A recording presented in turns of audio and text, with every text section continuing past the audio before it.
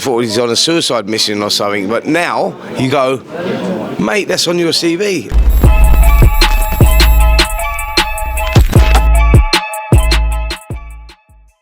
This is Jonathan Aguilar here for Pro Boxing Fans, joined by Spencer Oliver here at the Shard. This big week this week. Zak Chelli, Callum Simpson get it on at Oakwell Stadium in Barnsley. Spencer, how are you doing?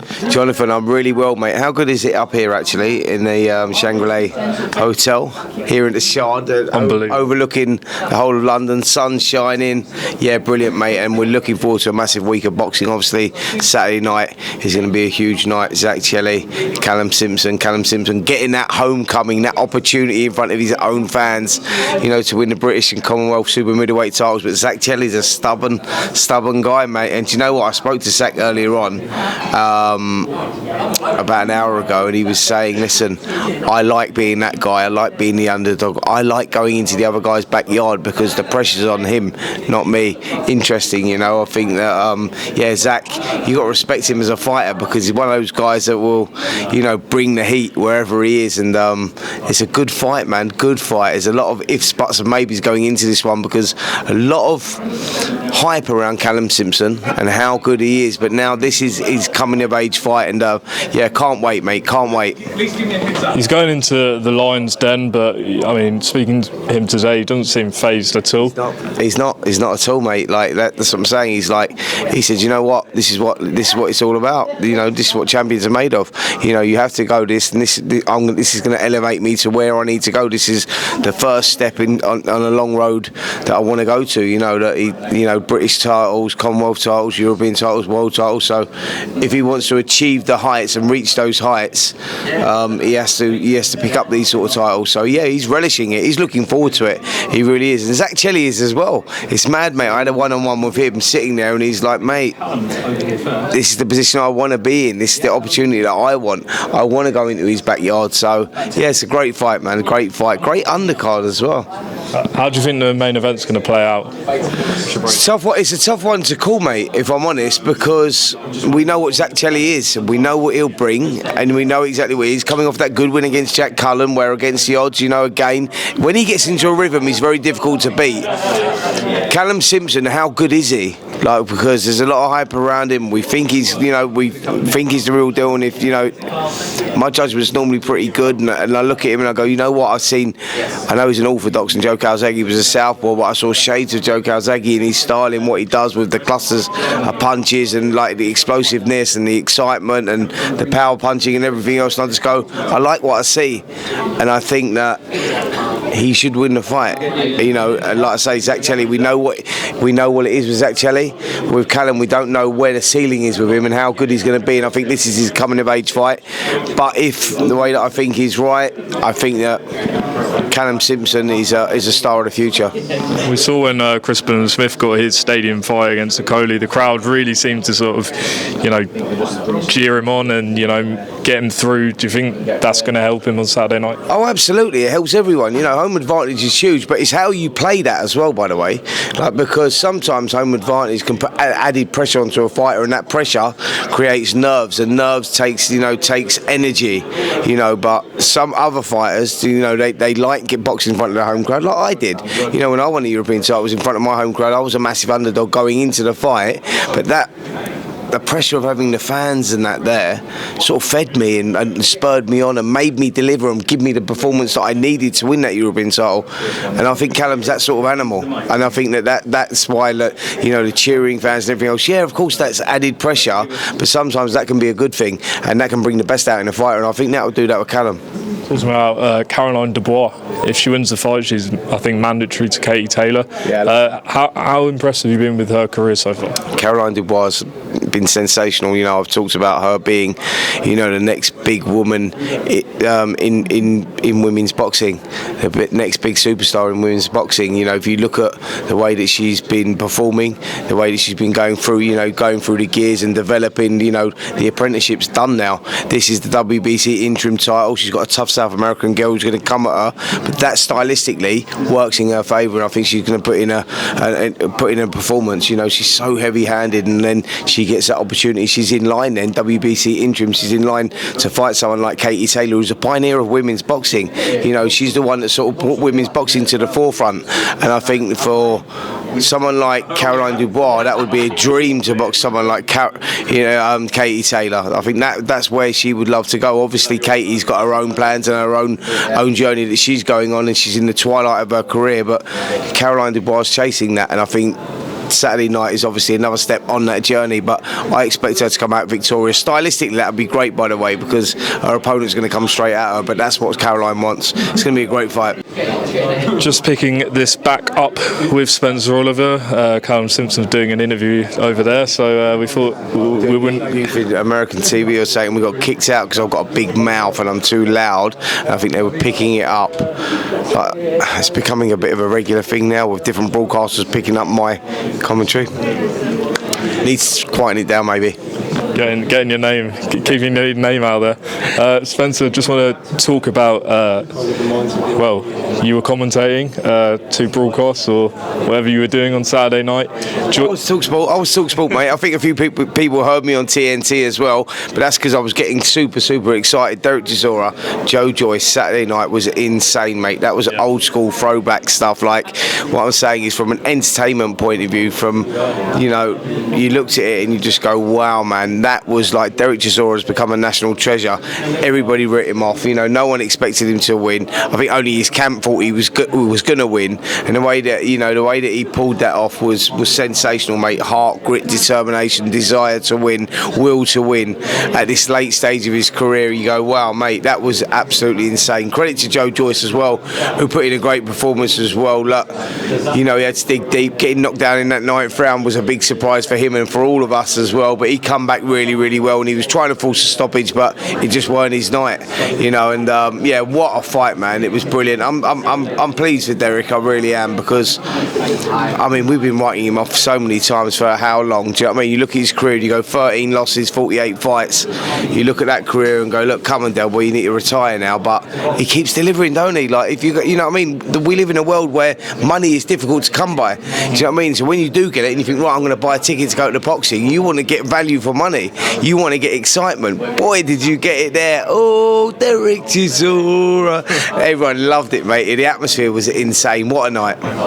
Which fight was better, that or Wardley Clock? I think they're two different fights, mate. Like, two different fights, because they were both equally as exciting for me. I think they were both brilliant, but I'm emotionally involved with Derek because I've known him a long time. I've known him since he was 16 years of age.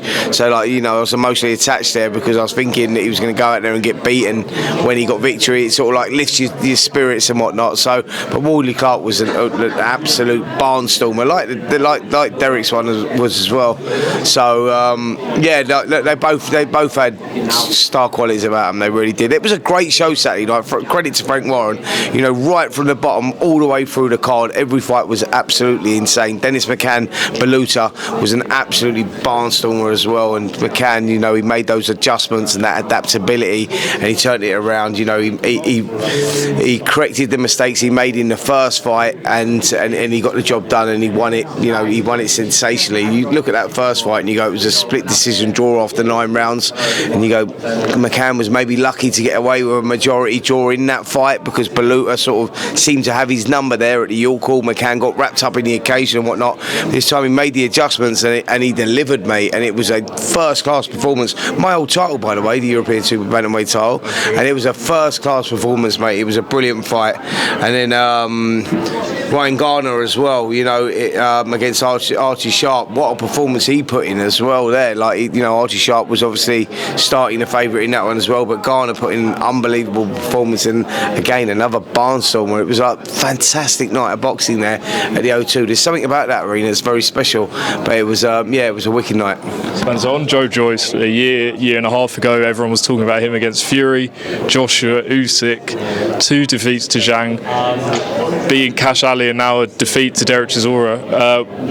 What's happened here? Has he just got old? Has the opposition been just better than him on the night? Like, how do you look at it? Do you know what? Some sometimes, different when certain situations happen in a fight, sometimes fighters are not the same again, and it affects them in different ways. Everyone's different. It's like, what people don't understand about boxing, a lot of it is like psychological, 80% mental, 20% physical. And I think with Joe Joyce, you looked at it, you go before that, if you go back to the Joseph Parker fight in 2022 and you look at the performance against Parker, when he beat Joseph Parker that night, you look at him going, at the time WBC champ was Tyson Fury, and you look at him going, this could be the guy to beat the guy. Like, that's where he was sat, Joe Joyce. You went, this could be the man. Oh, don't put Anthony Joshua near him. Don't, like, he'd steamroll through all of them. He has back-to-back defeats against Zhale Zhang, then a laboured performance against Chelli, and you go, what's happened? Where's the fight gone? Sometimes if a fighter gets knocked out, sometimes like some sort of damage can be done to them, and we've just not seen Joe Joyce perform since those two back-to-back defeats. And I thought Derek Chisora would be the perfect style for him to be able to deliver that performance, and we didn't see it. So maybe he has, maybe Father Time has caught up with him and the fight has left him a little bit, or maybe, he just had a bad night at the office, but we will find out. He said he's going to continue. I love Joe Joyce anyway, and he deserves another opportunity. He's not like a lot of wear and tear on him, you know what I mean? So let him, go and try and rebuild his career again. So like he's had 3 losses now, not the end of the world. Derek Chisora had 13. Look at Derek Chisora. Look how he's still cracking on. But he's put himself in a big line. I'm going to give you one here, John. I'm going to give you one here, mate. So people are going to go, where's Derek Chisora go from here? Where's Derek Chisora go from here? And I go, well, look, you got to look at where it is. Do you know what I mean? Look at the playing field and where the heavyweights are situated right now, and who's fighting who, and who's put himself into a position. Joseph Parker now, the guy that's beat Deontay Wilder and Zhale Zhang, and he's now sitting in a situation where he's trying to look for a fight. He doesn't know where he's going to go next. I go, Derek Chisora. Do you know where I'd like to see Derek Chisora go? Because he said he's going to. I interviewed him after, and he said, I'm getting to 50, mate. Don't worry about that. There's 48 fights. I'm going to 50. So there's 2 fights left in me. I want to go Manchester. I said, what about Saudi? He said, yeah, possibly Saudi. I went, it's one for you. This is a great fight for you. You're talking about boxing everyone of the modern era, the best of the best, everything else. I think you know where I'm going with this. I can see a little smile on your face. Deontay Wilder. He just got flattened by Zhale Zhang. He looked terrible against Parker. If I would have mentioned that 12 months ago, if you would have mentioned it to me, I would have told you to slap me on the head and send me out. It was mentioned after he beat Pulev. I don't know if you remember, but he called out Wilder and everyone was saying, no, way too dangerous. Can't do that. Yeah, everyone thought he's on a suicide mission or something. But now you go, mate, that's on your CV, and it's a winnable fight, because Wilder's looked terrible in his last couple. So, Derek deserves that. He's had a long, hard career. He's boxed everyone and anyone. He deserves to, he deserves a couple of good fights with a couple of good names. Deontay Wilder would fit the bill for me. Just on Joyce, were you at all surprised with how he approached the fight? I mean, it did seem like, the right hands, the overhand rights was the key shot for Chisora, and the left hook, and he just seemed to sort of take the shot. Do you think, you've got to look at maybe how he approached the fight? No, I think that Joe Joyce is what it says on the tin. He does what he does, mate. He's not technically the best out there, is he? He's just physically strong. He is what his name is, like the juggernaut, and he just tries to steamroll through people. 20 stone man. That's what he tried to do with Derek Chisora, and there was times when you thought he was going to get the job done against Derek. But it was just a slow, laboured sort of performance, really, for me. But no, I wasn't surprised by the approach. It was exactly what I was expecting. I think that's exactly what you're going to get with Joe, and that's what you'll get next time with him as well. But there just seems to be we know that he's normally slow and methodical, about his approach and the way that the way he boxes, sometimes a little bit one-dimensional. We know that about him. But like I say, I keep referring back to Parker. When it was Parker, there was a little bit of edge about him as well, and that was missing on Saturday night. So I like Joe. I've got a lot of time for Joe, and I hope to see him back in the ring, and I hope to see him back at his best, but it weren't on Saturday night. Final one, Spencer. We got Crawford against Madrimov this weekend. Is Crawford going to become 4-weight world champion? Absolutely, no doubt in my mind. Madrimov he's a good fighter, yeah, but he's a little bit, like southpaw, very strong. Can be a little bit clumsy sometimes, leading off with the backhand, the left hand, comes over his feet. Sometimes goes a little bit square on us. Someone like Terence Crawford, you look at that performance against Errol Spence Jr., the way he performed there, and his boxing IQ, and the way he sort of broke Junior down. Madrimov, you know, is a little bit too one-dimensional for someone like that, of someone of that quality, and I expect Crawford to win inside the distance. He'll probably get it done in the second half of the fight, but I expect Crawford to win quite comfortably, to be fair. Spencer, appreciate your time, and enjoy your rest of your day here at the Shard. Cheers, mate.